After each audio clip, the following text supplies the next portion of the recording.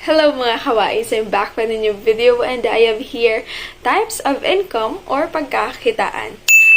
Disclaimer lang po, marami pong uri ng pagkakakitaan pero tatlo lang po yung tatalakayin natin for today's video. Ito po yung active income, passive income, and investment income. Active income means kinikita mo sa pagiging isang empleyado or sa iyong propesyon. Ito yung sahod, tips, or commissions mo. In short, you are the one actively working. Sorry, may maingay sa likod. Then, the passive income. Ito naman yung makukuha sa mga businesses, rental properties, and limited partnerships na hindi mo na kailangan ng 24 hours attention kasi kusa itong nagproduce ng income.